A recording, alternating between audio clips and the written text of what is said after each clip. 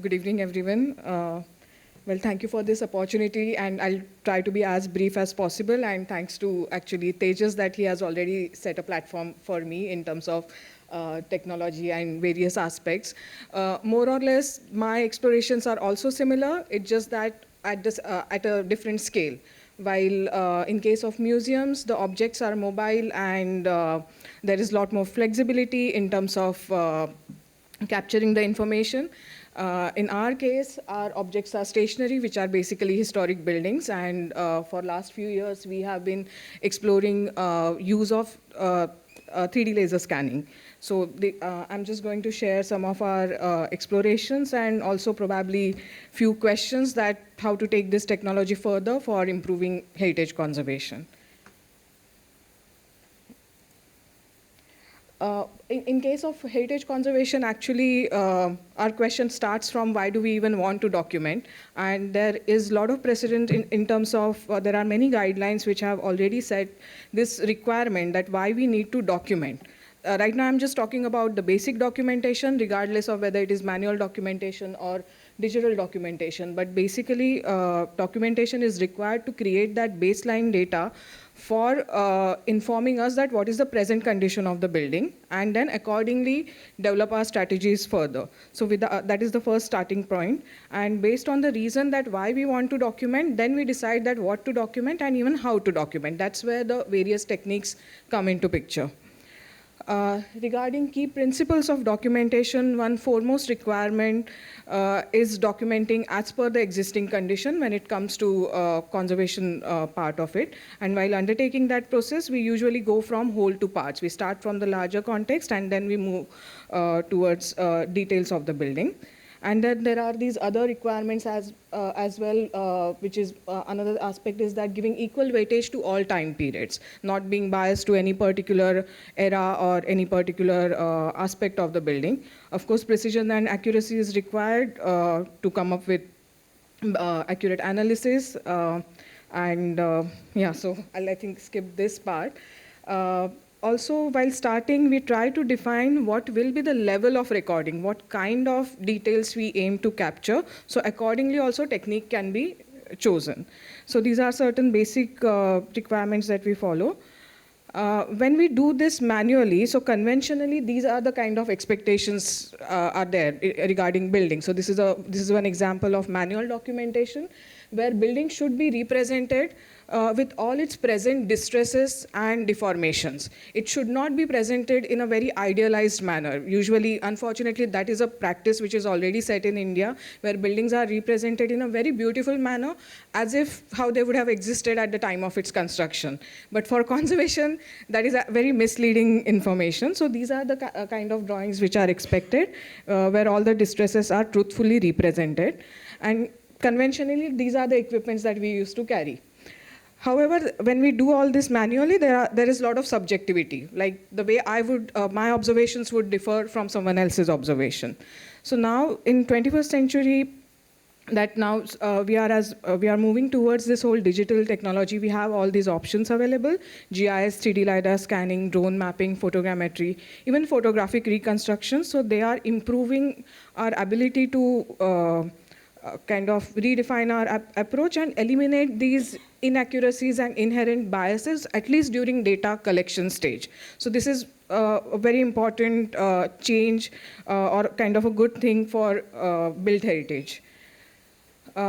In terms of methods, as I mentioned, these are presently available methods, and the counterpart of all these methods are these softwares. So just tools don't work in isolation. We also need to be equally aware of all these softwares, and what is important to be mindful about is that there is a constant change in all these softwares. So even if we collect the data, there are chances that it can become absolute if we are not constantly updating the software. So in that sense, there is that requirement of constant upgradation of knowledge as well as the infrastructure. The last part, which we are also still exploring, which comes about integrating this data from different resources and different formats in softwares like HBIM. So HBIM stands for Heritage Building Information Modeling. So BIM is already used for design purposes. Now they are modifying that software for heritage buildings. So these are the possibilities. Also, there are publication softwares, publication in terms of digital publication, not the hard copy publications like Sketchfab. So many initiatives are being taken to share this data in an effective format. Yeah. Regarding selection parameters, that although we have all these techniques available, it is not necessary to stick to just one technique, or neither it is required to always go for any digital method as well. We can still opt for manual techniques, but basically it's the purpose that defines these choices, as well as the scale of site or building or asset. Also, what kind of accessibility we have. So sometimes even if I might have a 3D laser scanner with me, but if in case that space is only not accessible, then it is of no use. So scanner can also see what our naked eyes can see. Although it is called scanner, it can't see anything which is behind this surface. It can only see this volumetric space. So these are a few other points to keep in mind.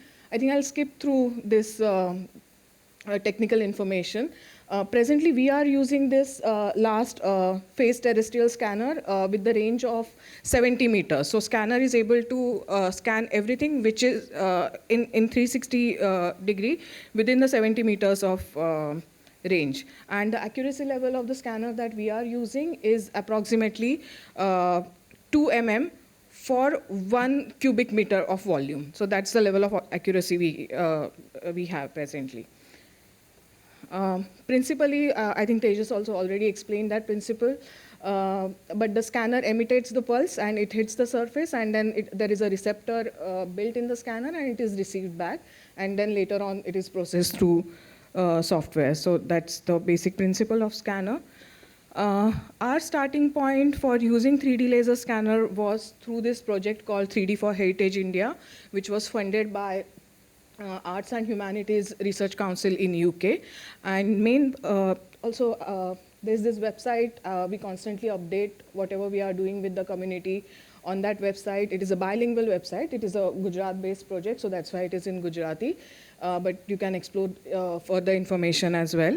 And main objective of this project was to document domestic or document traditional domestic built forms in seismic prone zone. So it was more part of the disaster risk preparedness, having this data ready, and then it can be used for different purposes in case of disaster. And for that, we identified this village called Bela near Dholavira in Kutch, which is within 90 kilometers of range from the 2001 earthquake. So that village have already faced a lot of damages, but despite structures are still standing. So our objective was to see how structures are behaving despite these earthquakes, and how digital technique can give us better insight. This was the methodology followed. As I said, from whole to part, we scanned the core of village. This depiction, the colors indicate which part we scanned. Also, prior to scanning, there is a lot of preparatory work, which is entirely non-digital, which involves actually a lot of interaction with community. So because these are residential buildings, these are not monumental buildings, we had to be very mindful about when we are going, how we are scanning, and their personal space as well. And they should be informed. Tejas also highlighted towards end that the ethics of documentation. So when we are scanning someone's personal space, all these requirements are also very crucial. And also understanding their cultural, social, and economic association with the built form. For that, we designed different activities and we informed them through different brochures. Also, we took kind of 3 stages. We took consent in 3 stages, because very often they don't know what these digital technologies mean. So after data collection, again, we went back and showed them that data to tell them that this is how we have scanned their houses. And this was the workflow for field data collection. First, informing them. Then secondly, scanning the lanes and the open spaces. Then the threshold scans to be able to integrate outdoor space and indoor space. Otherwise, each house would kind of remain in isolation. Then the detail scans, and then also most of these structures were single-story structures. So in order to capture the data of sloping roofs, we also did some drone mapping. And final stage was about going back and sharing that data with them. Just to give you some basic statistics, so for that entire village, this is the data that we managed to collect in 5 days, which would have taken approximately 3 to 4 months if we would have opted for manual methods. And then although we think, although the field data collection time is very less, the processing time is still very substantial. It took us almost 3.5 months for post-processing. But the field data collection was very quick. It was within 5 days. And this was a medium range data, neither very high resolution nor low resolution. Here are some of the results. And this is only dense point cloud data. We have not opted for creating mesh because then that becomes very heavy or very heavy models to even manage. So as of now, this kind of results are sufficient for us, where we are able to do geometrical analysis, structural analysis of the cracks and deformations. This is a plan view of one house, and the circles that you see there, those are the positions of the scanner. So there is a way to eliminate those circles as well, but we keep it for our own understanding that how many scans were required for each space. So these are the kind of results that you get from initial processing. This is another example. This is a closer view of one house which is in a very dilapidated condition. Under normal circumstances, you don't want to put your human resources also at risk. So in that sense, I just need to put the scanner in that space, and I can just come out and then scanner will do the job. So that risk is also reduced. Similar work we have been doing in pole houses of Ahmedabad, which are these very densely packed neighborhoods. Again, we are working with students as well as communities with these methods. There is another town called Dharmaj in Gujarat, similar results for very dilapidated wooden structures. And we keep sharing that information with residents through various activities. In this particular structure, we still don't have roof data because of inaccessibility, but we had to do another requirement for us was to safeguard the structure before scanning, because it was that unsafe. So these kind of requirements are also there in case of digital documentation. This is another example. This is a site school model where we take students and we teach them on site, and then during that only we collect information. So in that way, community also get benefited, and then students also get to learn on actual site. This is again a very, I don't know if I can, yes. So again, this is a very preliminary registration. You can see positions of the scanner, those blue boxes. That's the scanner that we are using. It is, the model is Faro. It's a company. There are two models, two companies, Faro and Leica. This one is preferred for our purpose.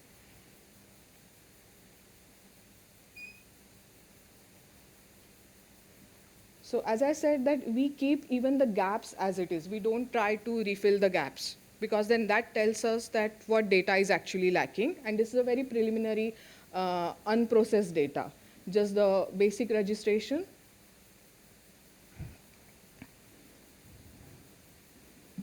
Sorry. Yeah, similarly, we are exploring other techniques as well. One is GIS, where like for landscape studies, these are more important tools for geospatial analysis. I'm exploring tools like viewshade and hillshade to juxtapose that with the archival research to understand how these spaces evolved and what was the role of the aspects. So these are some of the visuals from that study. I think I'll skip through this part. Also, it can be basically used for different comparative studies without having to engage, like without going to the site much. So this is all satellite data processed in a manner that it is measurable. So this is not a Photoshop work. This is actually measurable, quantifiable data. Coming back to, we just had the session on World Heritage Sites, and coming back to the geoglyphs. So this is one another exploration that we are doing presently at Center. We have received grant from Department of Science and Technology from Cultural Ministry, and through them we will be exploring these digital methods for documentation of geoglyphs in Konkan, and also for documentation of rock art in Madhya Pradesh. So these are some initial trials for geoglyphs. this photo, this is a normal photo just to give you an understanding of the scale, that how large the site is, sorry. And so this is a very preliminary line drawing which is made by manual observation. And this line drawing is traced by the drone image.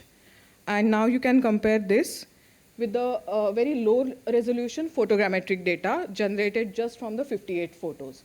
So you can see how much variation is there.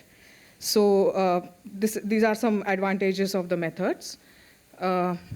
Some further information about how processing can happen. The texture models can tell us better about different challenges in the morphology itself. So yeah, just to give you some glimpses of it. This is a more refined model generated from close to 400 photos. So let me just also show you the actual model. Sorry.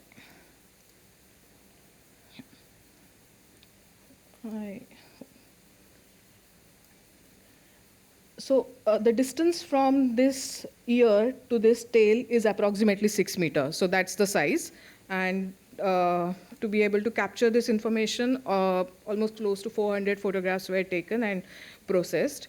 But we are able to see this depth, all the carvings. And this is a medium range model. This is not a very high resolution model, but still it gives us a fair idea about depth and other deterioration patterns and these aspects. And mainly the very precise line drawing can be generated from this one rather than just from the manual observations.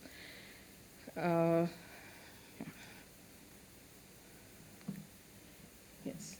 So this is Ukshi elephant. This is another comparison. So the lower image is the actual photograph with contour gauge replicator to show the depth of engraving. And the upper image that you see is actually extracted from photogrammetric model. So we can get this much realistic data, and then this can be used for further archaeological investigation in terms of color variations of the stone and also deterioration and other stylistic analysis as well. This is a closer view of elephant's eye, just to show the texture of lateritic plateau. This is another stylistic depiction at Barsu. Similarly, close to 300 photographs were used for processing of this image. Yeah, these are some closer shots. The top corner image will actually show us depth of the carving here. So this information is possible to capture through very close range photography. It was not possible. So earlier when we the drone images may not give us this kind of information because these are very shallow carvings.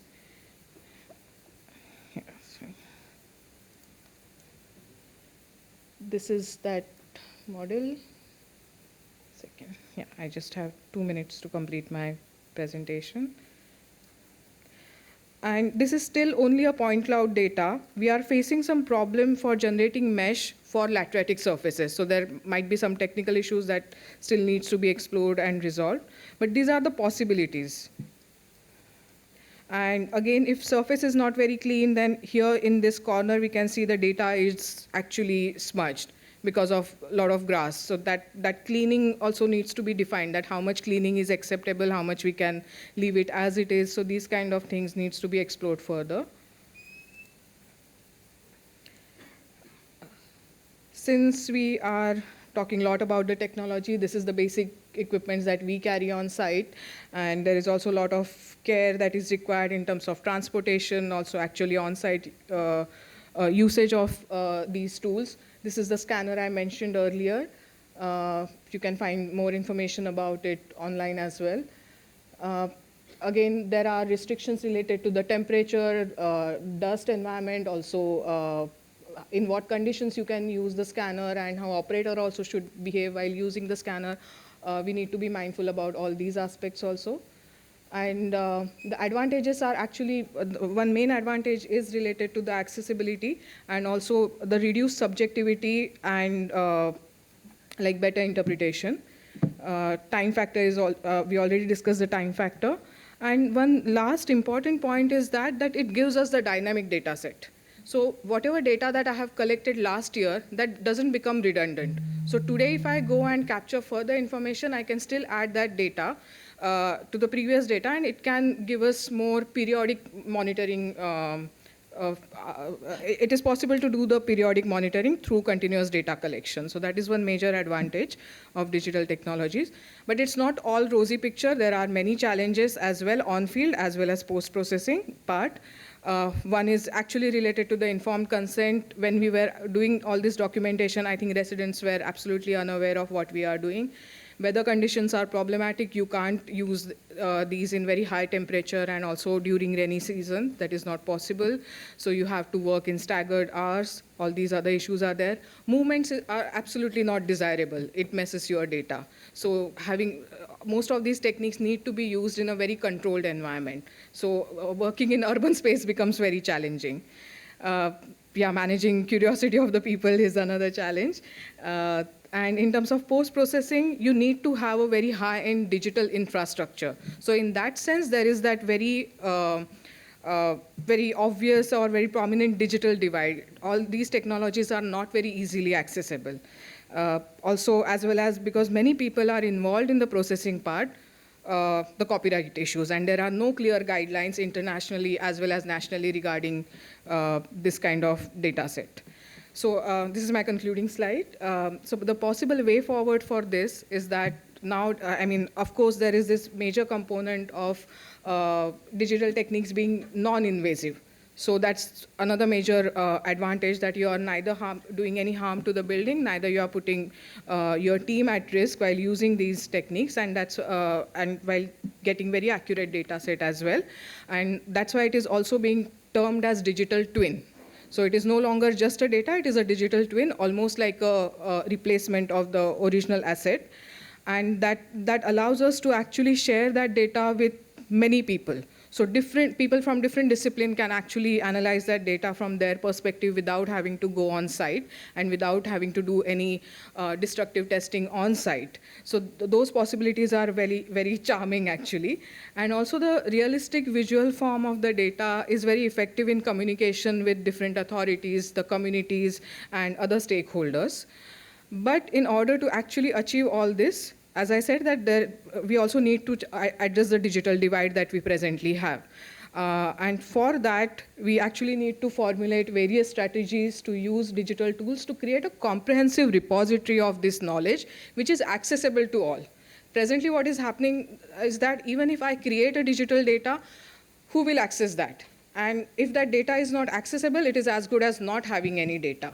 So maybe we can work towards that how it can be made accessible for improving the heritage governance. And probably I feel that museums, being public institutions, they can play an important role in that. The way we are, this morning we were talking about the museums, we were talking about catalog publications. Probably the digital publications can also be part of the museum's role, and through this facility, this data can be more widely available. So just some thoughts. Thank you. And yeah, if there are any queries, I have given my email ID at the end. And we are also, at the center, we are also going to call for internship and fellowship, where if people want to come and explore these techniques, they are welcome. Thank you.